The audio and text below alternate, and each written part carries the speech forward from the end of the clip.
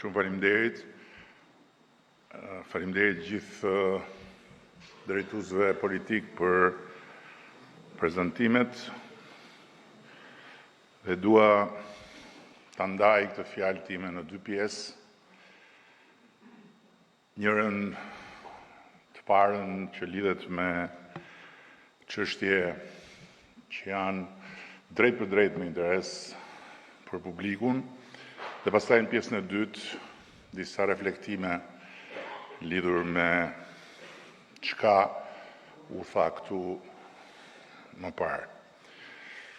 Dhe dua ta filloj me një fakt që shqetëson që të gjithë,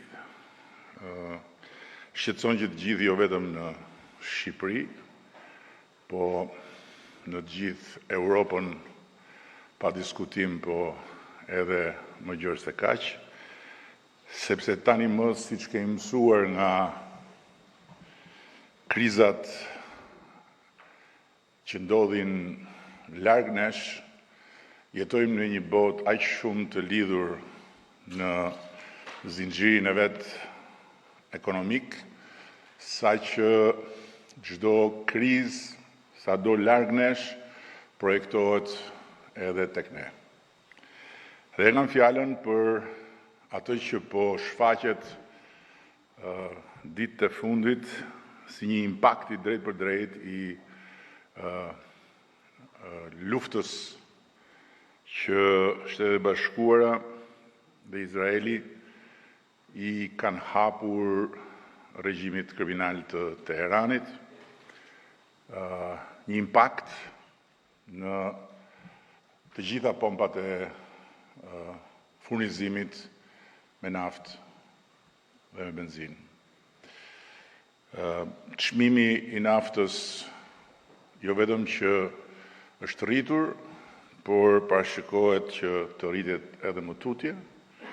Për këtë arsye ne kemi vendosur në lëvizje bordin e transparencës, çka e kemi përdorur, siç mund ta mbani mend, edhe më parë, dhe po ashtu kemi marrë edhe një vendim që për çdo ditë kur çmimi do të kërcej mbi tavanin e 220 lekëve, do të ketë menjëherë një ulje me 20% të akcizës së naftës. Deri tani nuk shikojmë impakt në të tjera çmime, por fatmirësisht jemi në kushtet kur kemi një borxh dhe një deficit jo vetëm nën kontroll, por edhe goxha të ulët, që na mundson pikërisht që në momente të tilla të kemi edhe një hapësirë në dispozicion për të mos lënë vetëm askënd, duke pasur parasysh në radhë parë ata që janë më në nevojë. Dhe në ndërkohë, për të adresuar edhe një herë çdo diskutim legjitim edhe çdo propozim që vjen nga rrugë të ndryshme në Mexhelisin publik, ne këtu në këtë fazë që nuk e di askush sa do zgjas, në radhë parë kemi në vëmendje pensionistët dhe nuk do të bëjmë asgjë që nuk do të shkojë për të siguruar ata për spaj. Këtu do ta dinë që të gjithë, sepse në fund të ditës, nëse çmimet impaktohen, pensionistët janë ata që e vuajnë më shumë se sa të tjerët impaktin mbi çmimet.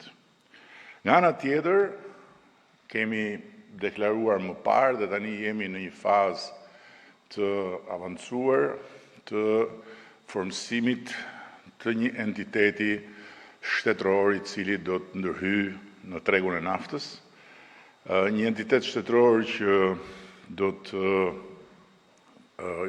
krijohet së shpejti, është duke u punuar për këtë dhe që do të marrë përsipër një veprimtari që do të shkojë nga garantimi i rezervës shtetërore tek monitorimi i vazhdueshëm i tregut dhe patjetër edhe tek sigurimi i furnizimit për të mos lejuar asnjë spekulim me çmimet.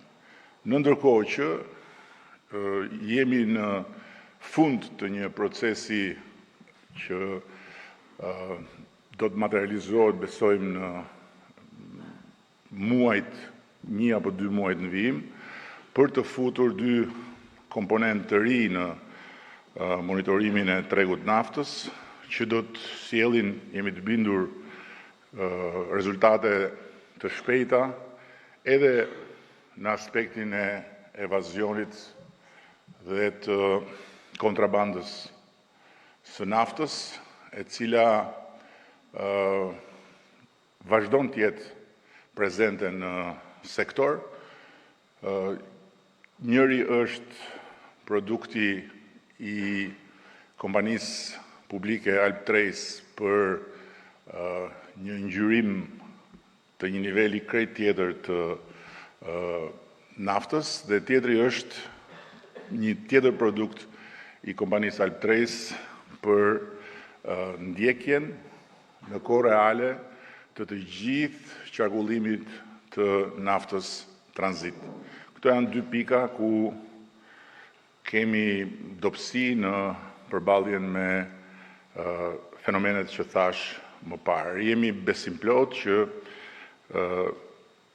plani i ri që ka këto komponent që prezantova në mënyrë shumë të përgjithshme, do të na japë në fund të këtij viti një pasqyrë kuptim plot të rritjes së të ardhurave për pensionistët, për pagat, për investimet dhe patjetër edhe të një balancimi të çmimit, gjithmonë duke pasur parasysh çmimin jashtë kornizës së krizës, sepse në kornizën e krizës askush, asnjë vend nuk e ka të mundur që ta bëjë të padukshme krizën në pompën e naftës. Jemi këtu për të nisur një proces i cili është i proces i kombinuar i komunikimit intensiv të Partisë Socialiste në të gjithë territorin, së bashku me riorganizimin tërësor të Partisë Socialiste, si domosdoshmëri për vetë procesin zgjedhor në organizatat socialiste në funksion të zgjedhjeve vendore të vitit 2027. Siç kemi bërë në të shkuarën, edhe sot ne hymë në fazën tjetër të punës sonë për zgjedhjet e ardhshme, të cilat duke u nisur edhe nga analizat e bëra, duke u nisur edhe nga forcat që do të kemi kapacitetin të disponojmë në terren, kemi gjithë arsyet të besojmë se do të jenë me një rezultat edhe më të mirë se zgjedhjet e shkuara.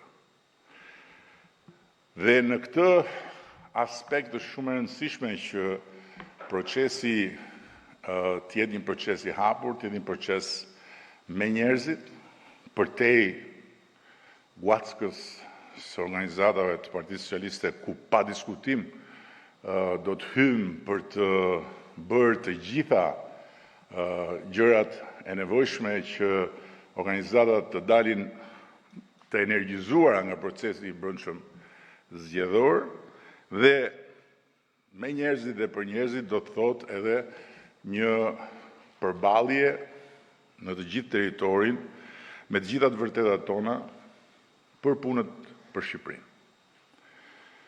Është shumë e rëndësishme që të adresojmë tema të cilat marrin rëndom drejtime të paditura nëse lihen në rrjedhën e lirë të furnizimit dhe të vëllimit të 700 tenxhereve politike dhe mediatike. Duke filluar nga tema e drejtësisë, e cila është një temë ku askush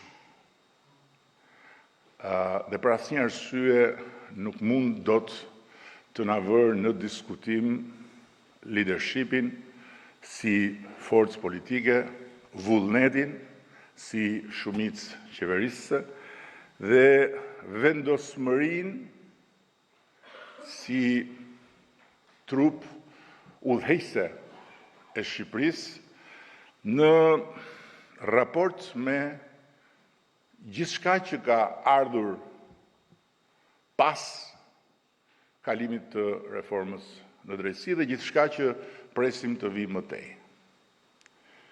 Ne kemi bërë atë që nuk e ka bërë askush dhe jo vetëm nuk e ka bërë askush, por nuk e ka marrë guximin ta parafytyroj askush përpara se sa ne të merrnim mandatin e parë. Kemi hapur një shteg historik për drejtësinë dhe e kemi hapur duke u tërhequr plotësisht nga territori i pushtetit gjyqësor. Sot askush nuk mund të tregojë me fakte, se me fjalë, me spekulime, me qëllime të liga, gjithkush mund ta thotë. Por me fakte askush nuk mund të tregojë se ku lidhet dhe si lidhet pushteti politik dhe pushteti ekzekutiv së bashku me legjislativin si shprehje e pushtetit politik me të gjithë proceset e brendshme në sistemin e drejtësisë që kanë të bëjnë me promovimet, që kanë të bëjnë me emërimet, që kanë të bëjnë me inspektimet, që kanë të bëjnë me shkarkimet. Ky është fakt. Ne nuk kemi asnjë pushtet me kapacitetin për të ndërhyrë në këtë zinxhir. Dhe nëse nuk ke kapacitet të ndërhysh në këtë zinxhir, siç ka ndodhur në të gjithë historinë përpara se sa ne të merrem përsipër këtë qasje rrënjësisht të re, atëherë nuk ke se si të kesh, e lërë më pastaj të akuzohesh për kontroll mbi pushtetin gjyqësor. Faktikisht, sot mund të thuhet gjithçka dhe thuhet gjithçka për çdo gjë, normal, por askush nuk mund të jap fakte për mungesën e pavarësisë së drejtësisë. Drejtësia sot është e pavarur dhe kjo është pak, patjetër që është pak, se një drejtësi e pavarur nuk është e mjaftueshme për të garantuar një demokraci funksionale dhe një shtet të së drejtës, pasi drejtësia duhet të jetë e pavarur, duhet të jetë e paanshme, duhet të jetë dhe profesionale, dhe në këto të tjerat ka shumë për të bërë akoma, aq më tepër që drejtësia jonë është pavarësuar në një shtrat të përgjakur dhe të ndyrë. Në shtratin e përgjakur dhe të ndyrë të drejtësisë që për 100 e kusur vite nuk ka qenë kurrë as e lirë, as e pavarur. E paanshme, jo. Kështu që prandaj shumë çka që nuk shkon, më vjen keq ta them për ata që e kërkojnë nga ne, dhe më vjen mirë ta them për ata që na akuzojnë ne, nuk ka të bëj fare me ne. Sepse ne e kemi dorëzuar shpatën e pushtetit gjyqësor tek pushteti gjyqësor. Ne kemi qeverinë e vendit, por nuk kemi qeverinë e sistemit drejtësisë. Qeveria e sistemit drejtësisë është e mirë përcaktuar në gjithë arkitekturën e re të sistemit dhe përbëhet nga këshillat e gjyqësorit, këshillat e prokurorisë, inspektoriati i lartë i drejtësisë, inspektori, më saktë, dhe në këtë drejtim ne jemi këtu vetëm për të bërë durim të madh, durim strategjik në funksion të gjithë vizionit tonë për transformimin e drejtësisë. Nuk kemi pasur ndonjëherë, të paktën unë jo, por edhe të tjerë me të cilët i kam ndarë këto çështje lidhur me këtë temë qysh në kryet herës, iluzionin që gjithçka do të funksiononte sahat në një kohë kaq të shkurtër. As iluzionin që gjërat nuk do të shkonin siç normalisht duhet shkojnë, se s'kan si shkojnë ndryshe, kur ngrihen institucione të reja. Kështu që institucionet demokratike, ndryshe nga fëmijët, nuk rriten aq shpejt. Një fëmijë i duhen 20 vjet nga bebe, po le të themi 18 nga bebe për të bërë zgjedhës dhe për të qenë plotësisht përgjegjës para ligjit. Institucioneve i duhen shumë më tepër dhe shteteve i duhen shumë më tepër. Nëse reforma në drejtësi dhe pavarësimi në drejtësi do të ishte bërë 35 vjet përpara, sot do ishim duke folur gjëra krejt tjera. Dhe sot ne, frymëzuesit, mbështetësit, udhëheqësit e reformës në drejtësi, jo vetëm që flasim gjëra të tjera nga ato që mund të flisnim nëse reforma do ishte bërë 35 vite më parë, por jemi detyruar të dëgjojmë edhe shumë gjëra të cilat absolutisht nuk na takojnë.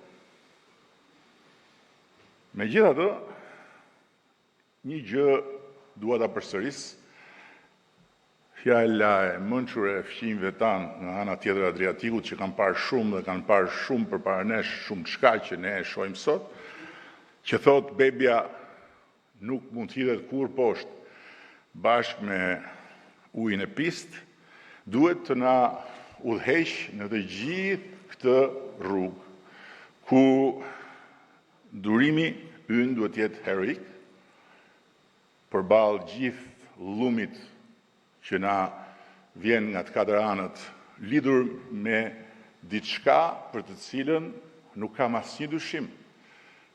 Historia do të mbaj mend vetëm një emër, Partinë Socialiste të Shqipërisë.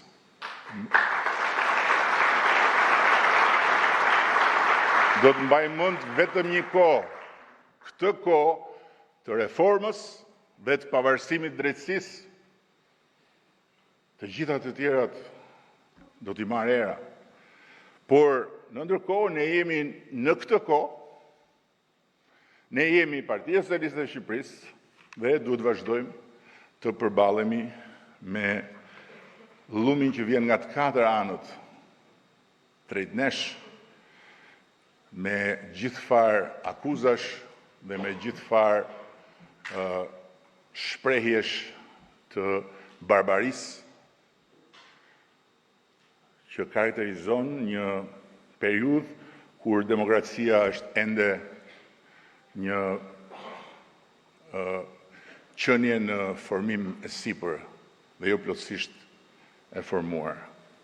Në ndërkohë, tjetra që është shumë e rëndësishme që ne të vazhdojmë ta komunikojmë me publikun, ta komunikojmë me njerëzit pasi nuk është një çështje teknike.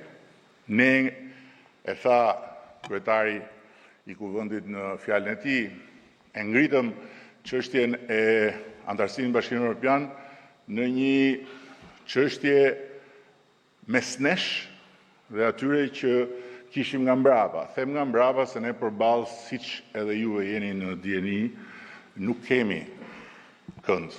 Ne përballë kemi vetëm të ardhmen dhe vetveten. Po me ata që kishim nga mbrapa dhe që pretendonin që do na kapnin këmbët dhe do na rrëzonin, ne vendosëm këtë vijë. Dhe tani është shumë e bukur se si është kthyer përmbys historia. Dhe i dje, ata dilnin kudo dhe thoshin, kjo është imagjinare, kjo s'ka përndodhur kurrë, kjo është lojë e radhës, e Edi Ramës, për t'ju treguar pasaportën evropiane dhe për t'ju shkëputur nga problemet reale. Dhe pa pritur, përpara disa javësh, u turën të gjithë nëpër ekranet dhe u hodhën të gjithë nëpër tenxhere, duke thënë sa po ishim te dera, na e prishëm. Ne do më thënë. Sa po hym, na e hodhën erë. Madje, më ka bërë shumë përshtypje dhe është gjuna që ata njerëz që i ofrohen publikut si analist nuk merren me pagë jo në të zezë, siç e marrin pjesën më të madhe të pagës, po me një pagë goxha të madhe në të gjitha emisionet humoristike. Se ata janë realisht humoristët më të jashtëzakonshëm që unë kam parë në të vend, pasi i thonë seriozisht gjitha ato që thonë. Edhe ka një shprehje që thotë budallai, nuk është ai që thotë budallogje, por është ai që mendon se budallogjet që thotë janë gjëra të mençura. I beson dhe vetë. Dhe ai thoshte, more, si është e mundur sot, pikërisht sot, që dera ishte e hapur dhe që të gjithë na pristin që të hynim dhe të bëheshim antar të Bashkimit Evropian, këta bëjnë në parlament të kundërtën, ndërkohë që 10 prej tyre duhet çoheshin në këmbë edhe duhet thoshin po shkojmë të dorëzohemi vetë sepse do hymë në Bashkimin Evropian. Po, kjo përtej farsës ka nevojë të komunikohet. Ka nevojë t'u thuhet njerëzve, e vërteta e thjesht fare, që negociatat për antarësinë në Bashkimin Evropian nuk kanë ndalur për asnjë sekond. T'u thuhet njerëzve vërteta e thjesht që raporti i Komisionit Evropian për vendet anëtare është i shkëlqyer për Shqipërinë. T'u thuhet njerëzve vërteta e thjesht që duan apo s'duan ata që s'duan dhe kur mos daçin, ne negociatat me Bashkimin Evropian do t'i mbyllim brenda mandatit tonë.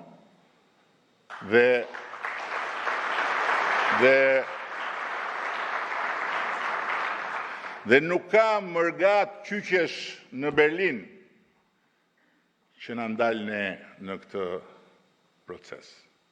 Nuk ka mërgat kyqesh në Bruksel që e ndal Shqipërinë në këtë proces. Nuk ka më asnjë shans që ata që ja grabitën Shqipërisë gjën më të çmuar që është koha e një kombi të vazhdojnë të grabisin, në ndërkohë që janë qindra njerëz të mobilizuar në administratën tonë publike që punojnë për ditë për çdo kapitull të negociatave dhe që marrin vetëm vlerësime pozitive. Në anën tjetër, në asamblenë e fillim mandatit, kemi folur për disa reforma të rëndësishme, për cilat duhet flasim me njerëzit. Në këtë proces që nisim nga sot dhe deri në fund të prillit. Dhe pastaj deri në fund qershorit që konsolidohet me përfundimin e të gjitha zgjedhjeve në Partinë Socialiste. Kemi folur për riorganizimin e Kuvendit të Shqipërisë. 10 legislatura kanë hyrë dhe kanë dalë në Kuvendin e Shqipërisë 1136 deputet. Nuk besoj se ka shqiptar që do thoshte na duhen më shumë deputet, po besoj që s'ka shqiptar që do thoshte na duhen më pak deputet. Dhe ne do ta zbresim numrin e deputetëve. Dhe besoj që për këtë ne jemi vonë, por prap kemi të gjithë kohën e nevojshme që t'i thrasim shqiptarët në referendum. Dhe prandaj ne duhet të çojmë përpara ligjin e munguar për referendumet. Se ka dhe tema të tjera që ma ha mendja mua, do të na vlejnë shumë që t'i vendosim përpara shqiptarëve dhe t'u lëmë shqiptarëve të thonë se kush është me kë dhe kush është për çfarë.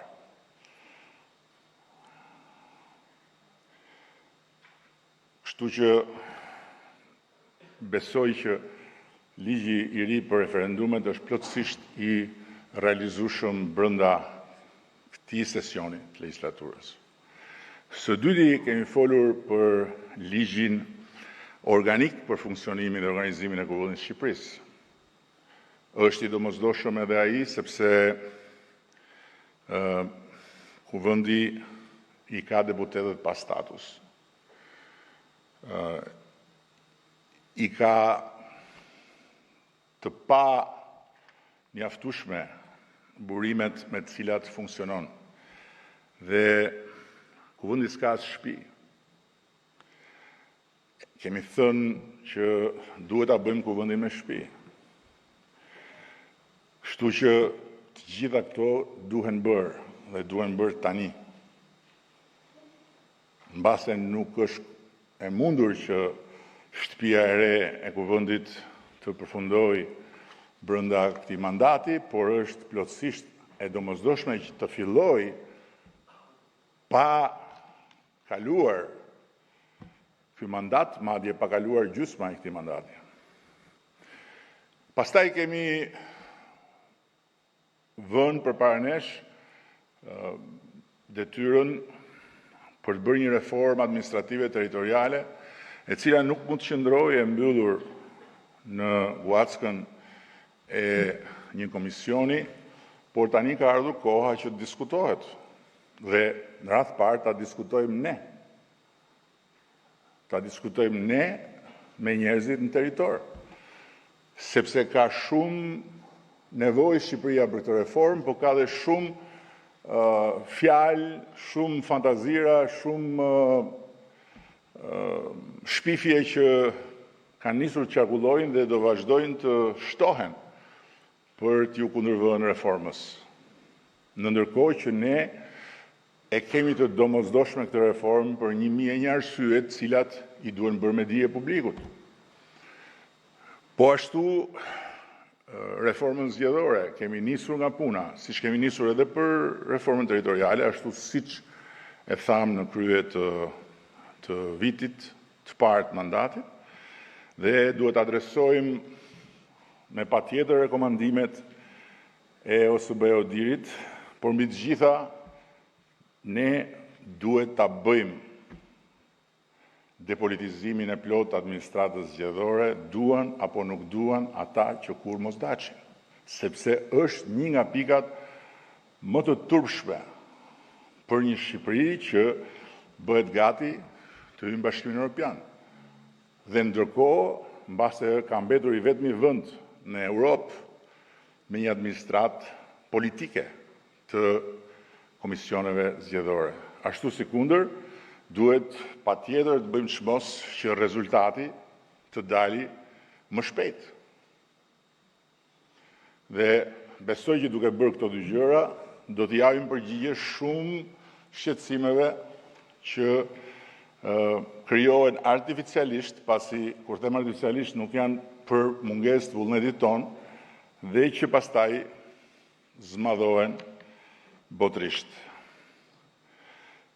Kemi vendosur objektiv harmonizimin e ligjit për komisionet hetimore me jurisprudencën e gjykatës kushtetuese, për të reflektuar tek ligji të gjitha standardet vendosura nga vendimet e kushtetueses dhe duhet ta fusim në proces dhe duhet ta kalojmë atë ligj. E kemi kaluar. Aq më mirë akoma. Domethënë ky është një objektiv i realizuar. Aq më mirë akoma. Informimi dhe folëm për ngritjen e komisioneve parlamentare të reja, u ngritën komisionet parlamentare të reja. Dhe besoj që do të ndihmojnë që kuvendi të funksionojë më mirë. Por është shumë e rëndësishme, sikundër ka dalë edhe nga mbledhjet e grupit parlamentar, mbledhjet e zgjeruara të grupit parlamentar, që të rrisim në mënyrë të ndjeshme informimin dhe koordinimin e grupit ton parlamentar për të gjithë procesin e negociatave dhe bashkë me ecurinë dhe detyrat për të përmbushur të nxisim përcjelljen e gjithë këtij materiali në territor. Kur them gjithë këtij materiali nuk kam parasysh të mbushim njerëzit me letra ku shkruhen kapitujt. Kam parasysh që njerëzit duhet t'i mbajmë sa më të informuar, sepse e gjithë ky proces nuk është e përsëris një proces që zhvillohet pavarësisht nga jeta jonë e përditshme. Është një proces që lidhet me jetën tonë të përditshme. Një shembull. Bashkimi Evropian ka çuar një mision monitorimi të një sër pikash ku prodhohet dhe përpunohet qumshti apo mishi. Dhe rezultatet janë larg qenë rezultatet që na bëjnë ne një vend me cilin mund të mbyllet kapitulli për sigurinë ushqimore. Dhe për këtë ka nevojë për informim, ka nevojë për mirë kuptim në të gjitha dimensionet, gjë për cilën do të flas edhe në pjesën e dytë. Kemi nevojë të forcojmë kuvendin në aspektin e teknologjisë. Niko e ka marrë përsipër detyrën, por duhet ecim shpejt, sepse pavarësisht se sulmi kibernetik mbi kuvendin nuk bëri ndonjë dëm, gjithsesi fakti që kuvendi nuk është ende integruar me sistemin ton kombëtar të mbrojtjes kibernetike duhet adresuar menjëherë. Ndërkohë që ne, Shqipëria, përpara pak ditësh, u rreshtuam të 9-tët në indeksin global të sigurisë kibernetike, sepse realisht kemi krijuar një sistem mbrojtje nga më të mirët, duke shfrytzuar një teknologji shumë të avancuar dhe me partner të jashtëzakonshëm. Kemi domosdoshmërinë e madhe të kuptojmë që procesi është i lidhur me veprimtarinë tonë të përditshme edhe në aspektin e territorit. Është i lidhur me administratën, është i lidhur me inspektoriate. Kemi ngritur një komision të etikës i cili ka filluar punën në drejtimin e Lindita Nikolës dhe në këtë fazë, në këto muaj, do duhet që të qëmtoj në të gjithë territorin së bashku me drejtuesit politik të gjitha ato fenomene të cilat ne duhet t'i luftojmë në gjirin e administratës dhe sidomos në nivelet drejtuese të administratës. Është shumë e rëndësishme sepse është e lidhur drejt për drejt me suksesin e negociatave. Ashtu si kundër është e lidhur drejt për drejt me suksesin e negociatave cilësia e inspektimeve dhe kalimi në një nivel krejt tjetër të gjithë trupave të inspektimit në Republikën e Shqipërisë. Edhe për këtë do të flas në pjesën e dytë pak më shkoqur me ju. Në ndërkohë që gjërat nuk shkojnë mirë në shumë aspekte larg nesh ose edhe jo dhe aq larg, ka diçka që besoj unë shumë që kemi të gjitha arsyet të mendojmë që do të shkojë shumë mirë, që është turizmi. Dhe është e domosdoshme që të gjithë të jenë mobilizuar në këtë drejtim, në çdo pjesë territorit të Shqipërisë, sepse Shqipëria, siç e kemi parë vitet e fundit, nuk është turistike vetëm në bregun e detit, por është turistike kudo.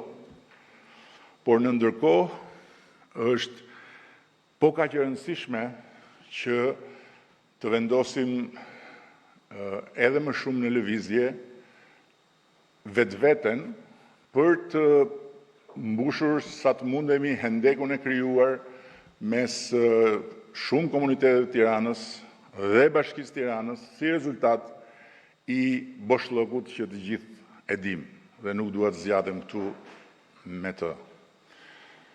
Në ndërkohë, zgjedhjet e reja vendore nuk kanë pjesëmarrje diasporës. Por ama zgjedhjet e reja vendore janë në momenti për t'i kthyer diasporës vëmendjen që meriton, me fakte, jo me takime, jo me festa që janë shumë të mira dhe të nevojshme, por me fakte. Dhe ka dy element që të gjithë i kanë në dispozicion. Paketa e maleve dhe linjat e kredis të Bankës Shqipërisë së bashku me burimet e tjera të financimit për të ndërtuar ndërmarrje përbashkëta bujqësore mes bashkive dhe komuniteteve, grupeve të interesit në fshat. Siç e kam thënë dhe herë tjetër, nuk do të ketë asnjë kandidat që do të marrë miratimin për të rikandiduar si kryetar bashkie pa 10 kontrata të firmosura në kuadrin e paketës maleve, 10, dhe pa 3 ndërmarrje të përbashkëta të miratuara. Sepse është e pamundur që kjo gjë të thuhet, të rithuhet, të stërthuhet dhe në ndërkohë reforma administrative territoriale t'i vendosi bashkive në qendër gjithë atë territor rural në dispozicion dhe i territor rural të vazhdoj të shikohet si territor punësh komunale nga bashkitë. Pastrim kanalesh, shumë mirë, e domosdoshme. Shtrim rrugësh, patjetër. Vendosje ndriçimi nuk diskutohet. Shërbime pastrimi sa më shumë. Por ama në ato territore të gjitha këto të tjerat janë funksion i një jete që nuk zhvillohet duke shkuar në punë, po duke shkuar të punosh tokën. Dhe puna me tokën nuk mund të mbetet e mbështetur vetëm nga mjetet financiare të vëna në dispozicion që janë mjete midis shtetit dhe individit. Puna me tokën do të mbështetur nga pushteti vendor. Me mbështetjen patjetër të strukturave qendrore, por është pushteti vendor ai i cili duhet t'i vërë gishtin të gjitha plagëve që kërkojnë shërim.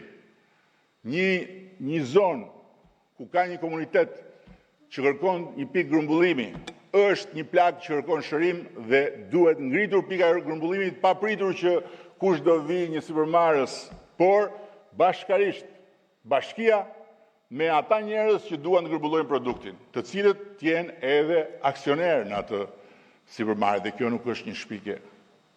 Kjo është diçka që mund ta gjeni në çdo realitet lokal, Matandetit, apo në anën tjetër të kufirit ton, kudo ku ka Bashkim Evropian, kudo ka realitetet të tilla.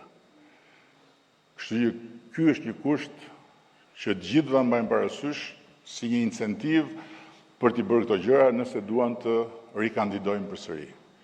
Dhe në ndërkohë, ne po përgatisim një tjetër program që së shpejti do ta lançojmë, që quhet Dyfishon ndërmarrjen tënde, për t'i dhënë të gjithë shqiptarëve që kanë ngritur një ndërmarrje të vogël në territor, dhe ka plot të tillë. Dhe që tani janë gati të shkojnë më tutje, por ju mungojnë instrumentat financiar, mundësinë që t'i financojnë këto ndërmarrje, që t'i rrisin këto ndërmarrje. Dhe këtu, natyrisht, nuk kam parasysh ndërmarrjet bujqësore thjesht, kam parasysh të gjitha ndërmarrjet e vogla dhe të mesme në Shqipëri do të mbështeten nga ky instrument i ri financiar dhe do ta kenë qeverinë tonë mbrapa, dhe kjo është një tjetër rrugë për t'ju kthyer shqiptarëve që janë në diasporë dhe që morën pjesë në zgjedhjen rreth parë, por ata që s'morën pjesë se kanë skepticizmin e tyre, atë vëmendje që kanë nevojë. Je një shqiptar që jeton jashtë dhe ke në fshat një tokë eja, dhe mos dëgjo pallavrat e tenxhereve që thonë paketa e maleve është bërë për t'ia dhënë tokat oligarkëve, se e para nuk ka oligark në Shqipëri. Fjalën oligark e përdorin ata që janë larë nga trut me fjalën kulak, dhe për të dukur modern e quajnë oligark atë që ishte kulaku, se janë rritur me urrejtjen për kulakun dhe tani urrejtjen e projektojnë te oligarku. Oligark në Shqipëri nuk ka, se ka kuptim tjetër fjala. Por përtej kësaj, paketa e maleve është e kundërta. Paketa e maleve nuk jep asnjë mbështetje për investitor që vinë nga jashtë teritorit ku janë pronar me ligj ose me zakon të tjerët. Paketa e maleve është pikërisht për ata të tjerët, për ata që nuk i kanë titujt e pronësisë të certifikuara sepse nuk e ka pranuar 7501. 2020-a u bë për t'i ndihmuar, po prap ka shumë burokraci, sepse kërkon shumë njerëz që të bëhen bashkë. Ndërkohë që njerëzit janë njëri këtu, tjetri në Amerikë, tjetri në Angli e kështu me radhë. Kështu që mos i dëgjojnë këta, por nëse ka një tokë, kudo e paqin, ta vënë atë në funksionim duke investuar ato që kanë fituar. Dhe llogaria në fund, siç u del gjithë atyre që kanë ndjekur të rrugë, është shumë e thjeshtë. Nuk ka shans që duke punuar për dikë jashtë, kudo që t'jesh, në Gjermani, në Angli, në Greqi nuk diskutohet, në Itali nuk diskutohet, të fitosh më shumë se sa duke punuar për veten këtu, me paketën e maleve. Paketa e maleve është thjesht dhe vetëm për ata që e kanë nga stërgjyshi atë cop toke në të diell. Pastaj duan ata të bashkohen me të tjerë, është zgjedhja e tyre. Dhe po njësoj është edhe programi dyfisho ndërmarrjen tënde. Për ata që nuk e kanë një tokë në fshat, po kanë një ndërmarrje të vogël këtu dhe duan ta shtojnë. Ose nuk e kanë, po duan ta ngrenë, duke qenë emigrant. Trendi i kthimeve ka nisur. Berati, prandaj zoti Demor nuk përqendrohet të bëj analiza se ku nuk kanë shkuar mirë gjërat, se gjërat në Berat kanë shkuar aq mirë sa që Berati është qyteti ku ka më shumë kthime se sa largime. Dhe jo sipas meje, po sipas studimeve të bashkuara pastaj nga një grup profesorësh të London School of Economics me në krye profesor Gjonçajn, në të gjitha pjesët e territorit trendet kanë filluar të lëvizin, sepse është shumë e qartë dhe shumë e thjeshtë. Shqipëria është gjithmonë e më e mirë për ata që duan të vënë në punë mendjen dhe duart e tyre. Shqipëria nuk është e mirë për ata që duan të jetojnë si antar shoqatash të molotovarëve. Por për të tjerët ka gjithmonë e më shumë diçka për të bërë në Shqipëri. Prefektët do të marrin një fuqi tjetër. Është bërë projekti dhe kështu ata në territor nuk do jenë më njerëzit që rrinë dhe firmosin vendimet e Këshillit Bashkiak, ose pastaj kur duan të gricen me kryetarin e bashkisë nuk i firmosin. Prefektët do të jenë 12 zëvendësministra të brendshëm në territor.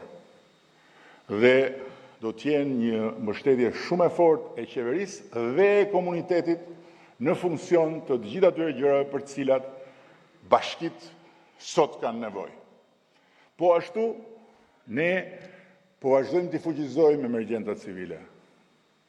Tani më jemi në gjendje të fillojmë të shtojmë flotën e zjarfikseve duke i prodhuar zjarfikset në Shqipëri, me kompaninë tonë publike të ngritur jo shumë kohë më parë. Një nga shembujt që ne nuk duam atë që ata që na akuzojnë edhe na baltosin për ditë thonë se duam, por ne duam që shteti të bëhet sa më shumë partner, garant dhe të përfitojë sa më shumë. Kështu që jo vetëm zjarfikset, por të gjitha makinat e inspektimeve, pra që nuk janë vetura, por janë makina për shërbime të ndryshme, ne do t'i prodhojmë në Shqipëri. Dhe jo në vitin 2035, por kemi filluar hap pas hapi të bëjmë porositë e para dhe të fillojmë t'i prodhojmë këtu. Në ndërkohë, zoti Demo ka angazhuar një fond i cili do t'i vijë në mbështetje të gjitha bashkive për emergjencat civile përsëri, duke ju vënë në dispozicion mjete të reja. Dhe së treti për emergjencat civile, sepse jemi afër një sezoni kur fillojnë zjarret, kemi po ashtu ndërtuar një strukturë ndryshe për mënyrën se si do përballohen pasojat, duke përfshirë brenda Agjencinë e Mbrojtjes Civile, e cila do të bashkëpunojë me Ministrinë e Bujqësisë apo me bashkitë për të bërë ndërhyrje të natyrës infrastrukturore. Të gjitha këto janë punë që po bëjmë, nuk duat zgjatëm me sektorët, nuk duat flas për investimet e mëdha që po shkojnë drejt fillimit të zbatimit në turizëm, në infrastrukturë, por dua të them që të gjitha këto do duhet të bëhen pjesë e narrativës së kësaj periudhe. Kështu që e thënë ndryshe, ne sot fillojmë një fushat të mirëfillt brenda Partisë Socialiste dhe për Partinë Socialiste në funksion të njerëzve dhe për gjitha ato qëllime që ndajmë me njerëzit. Në fund fare të kësaj pjese, duhet bëj 3 reflektime të para për shifrat që pam këtu. Së pari, është mirë që t'i mësojmë njerëzit me një fakt shumë të thjeshtë. Në Shqipëri nuk marrin pjesë në zgjedhje 44%. Në Shqipëri nuk ka rënje të interesit për të votuar, siç thonë humoristët e tenxhereve që shfaqen si analist në darkë dhe pastaj pas besnate marrin parat në zezë dhe shkojnë dhe duke pirë e duke ngrënë komentojnë të madh dhe të vogël. Jo. Në Shqipëri marrin pjesë 80% në zgjedhësve, sepse zgjedhësit janë ata që gjenden këtu, jo ata që gjenden në listë dhe janë diku tjetër. Dhe siç e pat dhe nga shifra që solli përfaqësuesi ynë, drejtuesi ynë politik për diasporën, në totalin e vet shifra shkon në 85%. Pra, ti harrojnë prallat. Nuk është kështu, është e kundërta. Njerëzit janë shumë të interesuar, shqiptarët janë lojtarët më të jashtëzakonshëm të sportit politikës. Çdo popull në këtë anë të botës ka më shumë trajnerë se çka popullat përkombëtare. Por shqiptarët kanë më shumë kryeministra se ç'kan banorë në këtë territor. Dhe një pjesë e tyre janë kandidatë për mbretër. Kështu që prandaj janë kaq të stërvitur me politikën dhe kuptojnë kaq mirë kush është kush, sa këtë kemi kuptuar ne deri tani, shpresoj që të mos ta harrojmë dhe këtë nuk kanë kuptuar dhe s'po kuptojnë akoma ata që na ndjekin ne nga mbrapa. E dyta që kam është, unë e konsideroj të pafalshme për ne këtu që shifra e grave në Partinë Socialiste të jetë 34%. Dhe është e vetmja gjë që nuk i fal prezantimit shumë domethënës që bëri sekretari i përgjithshëm, që e quajti sukses që u rritëm nga 26 në 34, ndërkohë që nëse ne jemi pushtet, ne jemi nga gratë, e kuptuan dhe ata në Dibër dhe e patë se si dhe burrat e Dibrës votuan bashkë me gratë. Pavarësisht se çfarë u tha, kur unë atyre u thash që kush nuk dëgjon gruan kur voton, është qyryk.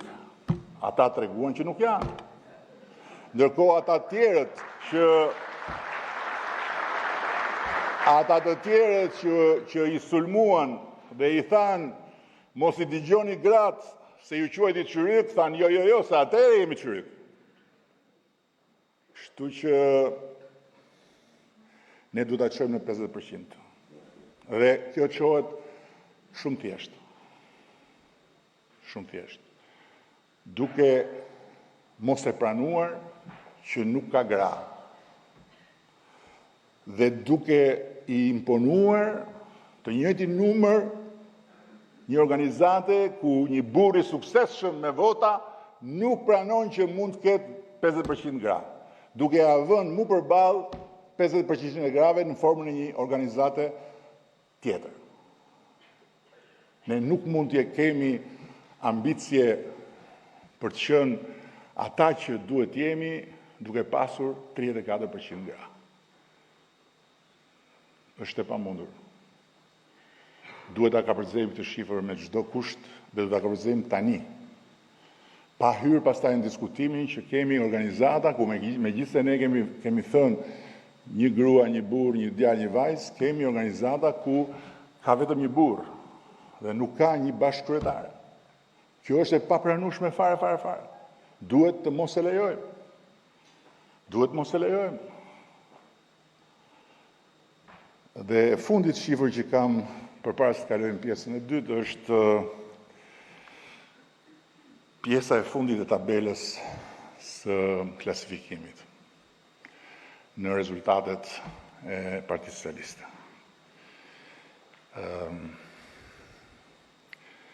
Tirana, Lezhë, Shkodra dhe Kuksi. Shkodra dhe Lezhë kanë bërë një hop të jashtëzakonshëm. Po të kemi parasysh nga e nisur. Tirana nuk mund të jetë në asnjë mënyrë aty.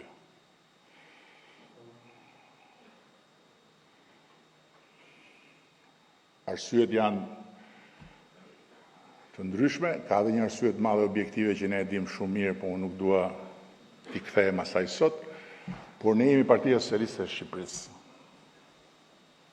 Dhe ne duhet ta ngrem Tiranën më lart se sa mesi i atij klasifikimi.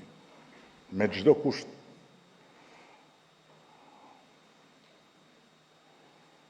Këto ishin ato që desha të them në këtë pjesë, dhe duke falenderuar tani mediat për transmetimin, do duhet kaloja në disa reflektime të tjera.